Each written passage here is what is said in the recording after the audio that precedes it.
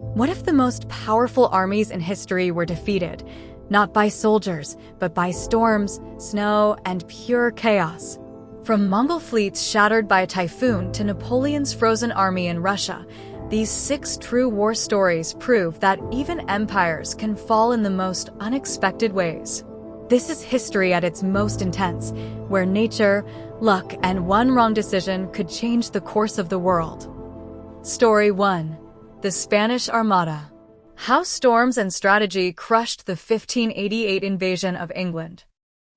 In 1588, the most powerful navy in the world set sail with one mission: to conquer England and overthrow Queen Elizabeth I. It was a fleet of more than 130 ships, thousands of soldiers, and the hopes of a vast Catholic empire. But just as Spain's mighty armada approached the English coast, the skies turned. Storms rose from the Atlantic, scattering the fleet. Ships ran aground, smashed against rocks, or were driven hopelessly off course. The invasion collapsed, and England, against all odds, was saved. Some called it strategy, others called it luck, but to many, it felt like a miracle. This is the story of the Spanish Armada and how a storm changed the fate of Europe. In the late 16th century, Spain was the most powerful empire on earth. Under King Philip II, it ruled vast territories in Europe, the Americas, and beyond.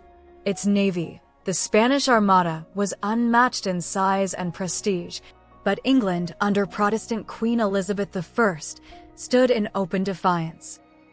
Tensions had been building for years. England supported rebels in the Spanish-controlled Netherlands. English privateers attacked Spanish treasure ships. And perhaps most personally, Elizabeth had refused King Philip's marriage proposal. By the 1580s, religious conflict, political rivalry, and piracy had pushed the two nations to the brink of war. Philip decided it was time to act. In 1588, King Philip launched what he called the Enterprise of England. The goal: invade, conquer, and restore Catholic rule. His plan was bold. A fleet of 130 ships would sail from Spain through the English Channel. It would then rendezvous with 30,000 soldiers from the Spanish Netherlands under the command of the Duke of Parma. Together, they would cross to England, march on London, and remove Elizabeth from power. It was one of the most ambitious invasions in European history. But from the start, the Spanish Armada faced obstacles. Delays in port, bad weather, and logistical confusion slowed their launch. When the fleet finally set sail in May 1588, storms near the Bay of Biscay forced several ships to turn back for repairs. Still, by July, the Armada entered the English Channel. The English Navy, under the command of Lord Howard of Effingham and Sir Francis Drake, was smaller, but faster and more maneuverable. Over the next several days, the English used hit-and-run tactics to harass the Armada as it moved up the channel. They avoided close combat, targeting weaker ships and staying out of range of Spain's heavier guns. The turning point came at the Battle of Gravelines. On August 8, 1588, off the coast of northern France, the English launched fireships, vessels set ablaze and sent drifting toward the Spanish formation. The Armada scattered in panic to avoid being set on fire. Seizing the moment, the English fleet attacked.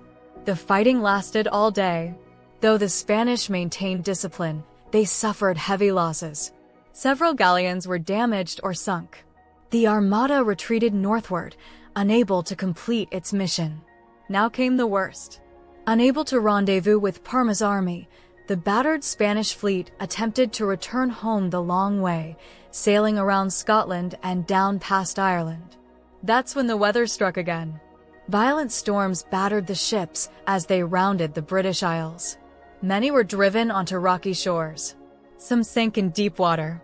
Others, too damaged to sail, were abandoned. In total, more than 30 ships were lost on the journey home. Thousands of sailors and soldiers died from drowning, hunger, exposure, or disease. Only about half the fleet made it back to Spain. The defeat of the Spanish Armada was not just a military failure. It was a psychological and political blow to the Spanish Empire. The myth of Spanish naval invincibility had been shattered. England, on the other hand, celebrated the victory as a sign of divine favor. A commemorative medal was struck with the Latin words, Flavit Deus et dissipati sunt, God blew, and they were scattered. The idea that a storm, a divine wind, had saved England echoed across the nation. Queen Elizabeth's image as a chosen, almost sacred ruler grew stronger than ever. In reality, both strategy and weather played crucial roles. The English Navy's superior tactics and faster ships gave them the edge in combat. But the weather, sudden, violent, and perfectly timed, turned a military retreat into a disaster. The Armada was not the end of Spanish naval power, but it marked the beginning of a long decline. Spain would remain a global force, but it never again threatened England with invasion. The story of the Spanish Armada is a story of ambition, belief, and the unpredictable hand of nature. An empire at its height launched a fleet to conquer a rival and was defeated not only by battle, but by wind, waves, and weather. History often turns not on the strongest army, but on the tiniest shift in conditions, and the fate of nations can hang on a change in the wind. Story 2. Operation Barbarossa. Hitler's failed invasion of Russia. In the summer of 1941, Adolf Hitler made a fatal mistake. He launched the largest invasion in human history, over 3 million troops marching into the Soviet Union. He thought the war would last a few weeks. Instead, it dragged on for years, shattered his army, and turned the tide of World War II. This is the story of how Hitler's most ambitious gamble, Operation Barbarossa, was crushed not just by Soviet resistance, but by mud, frost, and the unforgiving Russian winter. By 1941, Nazi Germany controlled most of Western Europe. France had fallen. Britain was isolated. Hitler believed that the Soviet Union would be next, an easy target, led by what he saw as a weak regime. He expected a fast, overwhelming victory. Blitzkrieg had worked before. Why not again? On June 22, 1941, Germany launched Operation Barbarossa. 3 massive army groups surged across an 1,800-mile front, from the Baltic Sea in the north to the Black Sea in the south. The Red Army was caught completely off guard. Entire Soviet divisions were surrounded and destroyed. Cities like Minsk, Smolensk, and Kiev fell quickly. By September, German troops were closing in on Leningrad and Moscow. But the Soviet Union did not collapse. As the Germans pushed deeper, the challenges grew. Supply lines stretched thin. Fuel and ammunition ran low. Soviet resistance hardened. Then came the mud, the Rasputitsa, when autumn rains turned the roads to sludge. And after that came the cold. Temperatures plunged below -30 degrees Celsius. The German army was still in summer uniforms. Engines froze. Weapons jammed. Frostbite ravaged the soldiers. What began as a lightning war turned into a frozen nightmare. In December, the Soviets launched a massive counterattack near Moscow. Fresh divisions from Siberia, trained in winter warfare, drove the Germans back. It was the first time the Nazi war machine had been stopped on land. Operation Barbarossa had failed. By the end of 1941, the German army had suffered over 700,000 casualties. The Soviet Union had lost even more, but it had survived. And in doing so, it turned the tide of the war. What was meant to be a swift conquest became a brutal, years-long conflict. Hitler's greatest mistake had opened a second front that would ultimately destroy him. If you thought this was dramatic, wait until you see what happened to Napoleon in Russia, another powerful army, another bitter winter, and another shattered dream. Story 3. The Siege of Vienna. What if the fate of Europe came down to one final charge? A last-minute cavalry assault against the might of the Ottoman Empire. In 1683, the largest army the Ottomans had ever sent west stood outside the gates of Vienna, threatening to conquer the heart of Europe. But what happened next would shock both empires and mark the beginning of a new world order.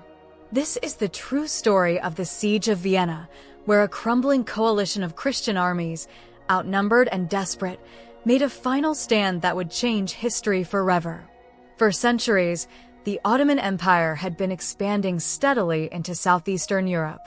By the 16th century, it had conquered Constantinople, the Balkans, Hungary, and large parts of the Mediterranean. Vienna, the capital of the Habsburg monarchy, had long been seen as the key to Central Europe. The first Ottoman siege of Vienna came in 1529 under Suleiman the Magnificent. Although it failed, it proved that the Ottomans were willing and able to strike deep into Christian Europe. Over the next 150 years, Europe remained divided. Protestant and Catholic states often fought each other instead of resisting the Ottomans. But by the 1680s, a second attempt to take Vienna was planned, this time under Grand Vizier Kara Mustafa Pasha. In 1683, the Ottomans assembled an army of over 100,000 men, perhaps as many as 150,000, and marched westward. Their goal was clear: take Vienna and open the way into the heart of Europe. Vienna's defenders numbered fewer than 20,000 soldiers, led by Count Ernst Rudiger von Starhemberg. The city was fortified, but it wasn't ready for such a massive siege. In July, the Ottomans encircled the city and began bombarding the walls. Tunnels were dug to plant explosives beneath the defenses. For 2 months, Vienna held out. But inside the city, supplies ran low. Disease and hunger spread. Outside, the Ottoman siege lines tightened. A final breakthrough seemed inevitable. But Europe was not ready to fall. A Holy League had been formed, a rare alliance of Christian states including the Holy Roman Empire, Poland, Lithuania, and various German and Italian principalities. Leading the combined relief force was King John III Sobieski of Poland, one of the most experienced military commanders of the era. In September, the relief army gathered near Vienna. Though smaller than the Ottoman forces, they had the element of surprise. On September 12, 1683, they launched a massive attack from the hills north of the city. After hours of brutal fighting, the turning point came in the afternoon, when over 3,000 Polish winged hussars led a cavalry charge down the hillside. It was one of the largest cavalry charges in history. They smashed into the Ottoman lines, broke their formation, and sent the enemy into full retreat. The siege was lifted. Vienna had survived. Kara Mustafa Pasha was executed by the Sultan for his failure. The Ottoman advance into Europe had been stopped permanently. In the years that followed, the Ottomans were pushed further back, and the Habsburgs rose as a dominant power in Central Europe. The 1683 siege of Vienna marked the end of Ottoman expansion into Europe and the beginning of the empire's long decline. It was also a moment of rare unity in Europe, a coalition of rivals who came together to resist a common enemy. For centuries to come, this battle would be remembered not just for its military drama, but for its lasting impact on the map, the balance of power, and the future of the West. Story 4. The Fall of Constantinople, How the Walls Finally Broke in 1453. What if I told you that a city, considered the greatest fortress of the medieval world, had stood for over 1,000 years, with walls so strong they were called impregnable, yet it fell in just weeks? This city was Constantinople, the crown jewel of the Byzantine Empire, the crossroads of Europe and Asia, and its fall in 1453 changed the course of history forever. Why did this seemingly invincible city finally fall? How did the young Ottoman Sultan Mehmed II bring down what many had thought could never be conquered? And what did this event mean for the world then and now? Constantinople was founded in 330 AD by Roman Emperor Constantine the Great on the site of ancient Byzantium. It quickly became the capital of the Eastern Roman, or Byzantine Empire, thriving for more than a millennium. Strategically located on the Bosphorus Strait, the city controlled the vital trade routes between the Black Sea and the Mediterranean. This location made it not only wealthy, but also a cultural and religious beacon, home to monuments like the magnificent Hagia Sophia. The city's defenses were legendary. The massive Theodosian walls, spanning nearly 20 kilometers, had repelled countless attacks over centuries from Persians, Arabs, Slavs, and others. Natural barriers like the sea on three sides and the deep Golden Horn Harbor made assault nearly impossible. For generations, Constantinople was called the Queen of Cities, and many believed it could never fall. But by the 15th century, the Byzantine Empire was a shadow of its former self. Once sprawling across the eastern Mediterranean, its territory had shrunk to Constantinople and a few outposts. Around it rose the powerful Ottoman Empire, rapidly expanding under ambitious and skilled leaders. In 1451, the 19-year-old Mehmed II became Sultan of the Ottoman Empire. His goal was clear: capture Constantinople and secure Ottoman dominance over the region. To do this, he prepared one of the largest and most technologically advanced sieges of the time. The Ottoman army numbered between 80,000 and 100,000 men, vastly outnumbering the city's defenders, who were around 7,000, including soldiers, local militias, and a few foreign volunteers. The defenders were led by Emperor Constantine XI Palaiologos, the last Byzantine emperor, who vowed to defend the city to his death. Mehmed II's forces brought revolutionary siege weapons. Among them was the massive basilica cannon, a huge cannon capable of firing stone balls weighing over 600 pounds. It was so large and heavy that it had to be transported in pieces and reassembled near the city. This was one of the first major uses of gunpowder artillery in a siege, and its impact was devastating. For 53 days, the Ottomans bombarded the city relentlessly. They targeted the walls with cannon fire and sent waves of infantry soldiers to assault the defenses. The defenders worked tirelessly, repairing breaches and fighting back with arrows, Greek fire, and melee weapons. One of Mehmed's smartest tactics was to bypass Constantinople's strongest naval defenses. The Golden Horn Harbor was protected by a massive chain across its entrance, preventing Ottoman ships from entering.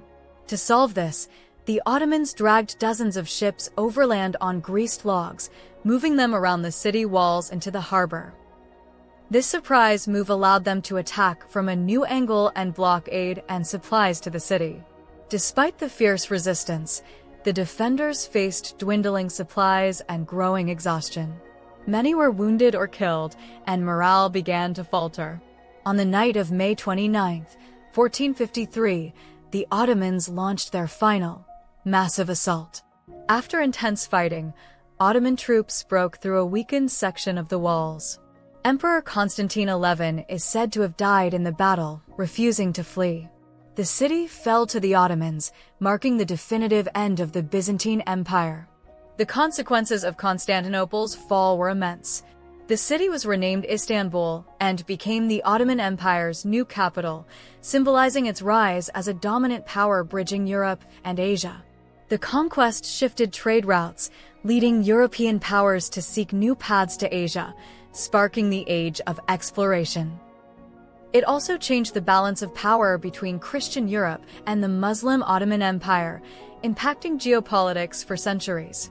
Culturally, the fall of Constantinople marked the end of the medieval world and the dawn of a new era defined by gunpowder warfare, empire building, and global exploration.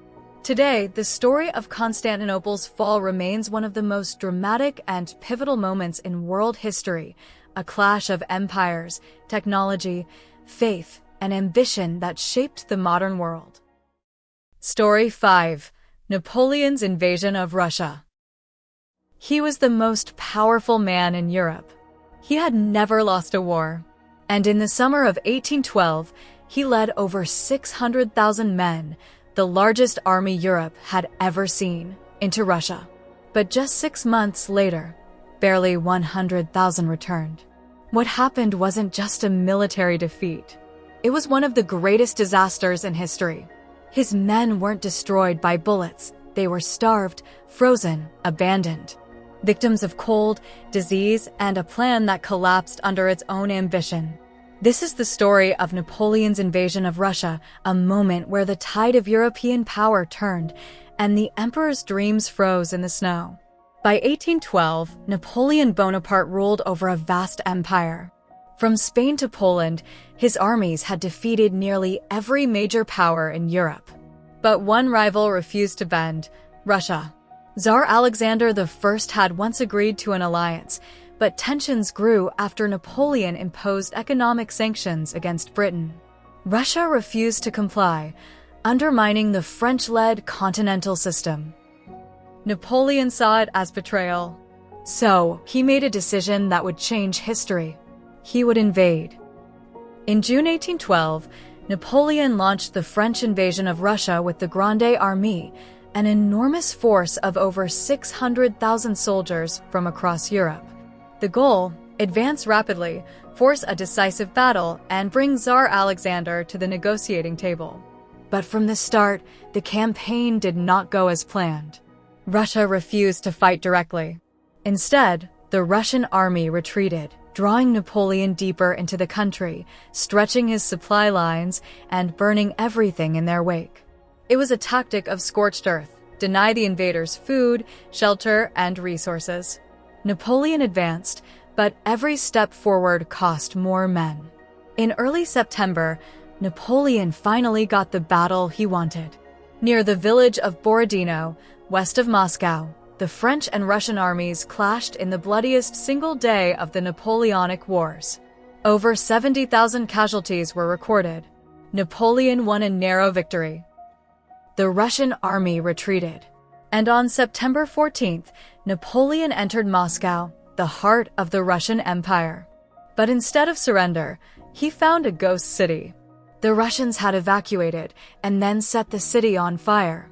Napoleon waited 5 weeks in the ruins of Moscow, hoping for peace negotiations.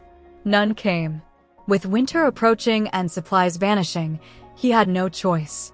In October, Napoleon ordered a retreat. That's when the nightmare truly began. The Russian winter arrived early. Freezing temperatures, snow, and icy roads turned the retreat into a death march. Soldiers froze overnight. Horses collapsed in the snow. Starvation set in. Clothing rotted. Ammunition was abandoned. Russian forces harassed them at every turn, picking off stragglers and disrupting retreat routes. What was once the greatest army in Europe was now a broken column of starving, freezing men. By the time they crossed back over the Berezina River in November, they had lost nearly everything.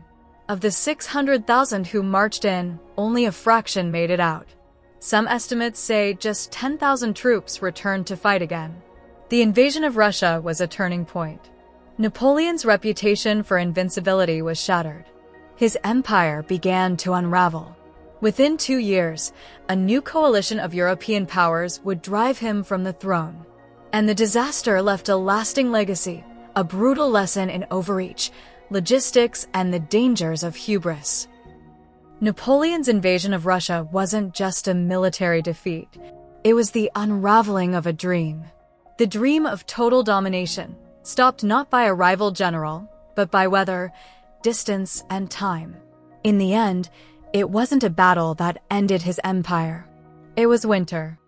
Now it's time for the last story of today. Please remember to subscribe for more. Story 6: The Storm That Saved Japan from the Mongols. It was the largest naval invasion the world had ever seen, more than 4,000 ships and over 140,000 men. A fleet so massive, it dwarfed the D-Day landings 700 years before they happened. Their mission? Conquer Japan. They were the unstoppable forces of the Mongol Empire, warriors from China, Mongolia, and Korea, led by Kublai Khan, the most powerful man on earth. But as they approached Japan's shores, the sky darkened. The winds shifted. And then, the sea rose against them. A colossal typhoon, sudden, violent, and relentless, struck the Mongol fleet off the coast of Kyushu. Ships shattered. Men drowned by the tens of thousands. The invasion was over before it began. To the Japanese, this was no accident. It was a miracle, a kamikaze, a divine wind sent by the gods to save their homeland. What caused this massive invasion? Why did the Mongols fail? And how did a single storm shape centuries of Japanese history? This is the true story of the lost navy of the Mongol Empire. A tale of ambition, survival, and the unstoppable power of nature. In the 13th century, the Mongol Empire was the largest contiguous land empire in history. Founded by the legendary Genghis Khan, it expanded rapidly through brutal military campaigns, stretching across Asia and into Eastern Europe. By the time his grandson, Kublai Khan, took power, the empire had reached its peak, and Kublai ruled the newly established Yuan dynasty in China. But even that wasn't enough. Kublai Khan's ambitions extended across the sea to the islands of Japan. He sent diplomatic envoys demanding that Japan become a tributary state. The Japanese refused, so Kublai turned to force. The first Mongol invasion came in 1274. A fleet of around 900 ships carried approximately 30,000 troops, Mongols, Chinese, and Koreans, across the sea to Japan's southern island, Kyushu.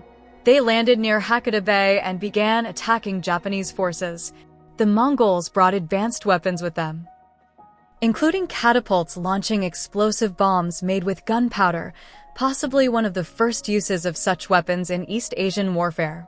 Their tactics were unfamiliar and overwhelming: coordinated formations, relentless volleys of arrows, and loud drums to intimidate their enemies.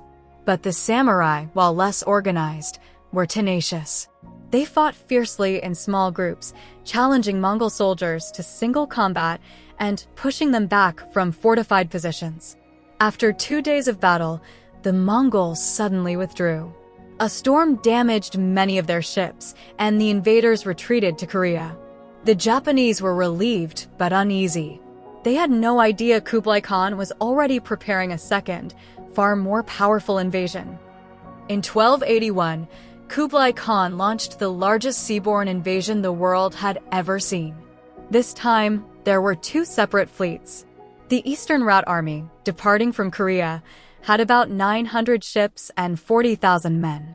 The Southern Rat Army, departing from ports in southern China, had around 3,500 ships and 100,000 men.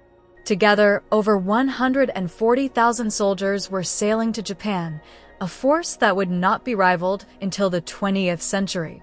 The goal was the same: land on Kyushu, crush the defenders, and force Japan into submission. But the Japanese had learned from the last invasion. They had built high stone walls along the coastline, particularly around Hakata Bay. Samurai forces were organized, stationed, and ready. When the Mongols arrived, they were met with strong resistance and, unexpectedly, with a refusal by the Japanese to allow them to land easily. The Mongol fleets were forced to anchor offshore for weeks, trying to regroup and coordinate their forces. During this stalemate, Japanese small boats launched night raids, setting fire to Mongol ships and harassing the invaders. But the deadliest threat was yet to come. In late August of 1281, as the Mongol fleet lingered offshore, a massive typhoon formed over the East China Sea. The storm moved quickly, fierce winds howled across the waves, and monstrous swells battered the ships. Most of the Mongol fleet was anchored in exposed, shallow waters, and many of the ships were poorly constructed, hurriedly built by forced labor from Chinese provinces. When the typhoon struck, the fleet was completely overwhelmed. Thousands of ships were torn apart. Some were thrown onto the rocky shore. Others were pulled out to sea and capsized. Tens of thousands of Mongol, Chinese, and Korean soldiers died in the storm. Estimates vary, but the death toll likely exceeded 100,000, one of the deadliest maritime disasters in history. Only a fraction of the force made it back to the mainland alive. To the Japanese, this wasn't just luck, it was divine intervention. They called the storm the kamikaze, or divine wind. It was believed that the gods had sent the storm to protect Japan from invasion. This idea became deeply rooted in Japanese national identity, inspiring literature, religious belief, and even later historical events, including the World War II-era concept of kamikaze pilots, who were seen as invoking the same spirit of sacrifice and divine protection. The failed invasions had lasting effects. In Japan, the samurai class gained immense prestige for defending the nation. The Kamakura shogunate, Japan's military government, increased its coastal defenses and maintained a state of readiness for years, fearing another Mongol return. But the Mongols never came back. For Kublai Khan, the disaster was a costly and humiliating defeat. His empire remained vast, but this marked the outer limit of Mongol expansion in East Asia. The loss weakened the Yuan dynasty's grip on its subjects and drained imperial resources. Rebellions and internal strife followed in the decades to come. The story of the lost navy of the Mongol Empire remains one of the most dramatic turning points in military history, a moment when one of the greatest empires in the world was brought to its knees, not by armies, but by the raw power of nature. It's a reminder that even the most powerful civilizations are not invincible. And that sometimes, history is written not by generals or kings, but by the wind and the waves. If you found this story fascinating, make sure to like, subscribe, and hit the bell for more epic true history. And let us know in the comments, should we cover more lost armies and forgotten battles? Thanks for watching.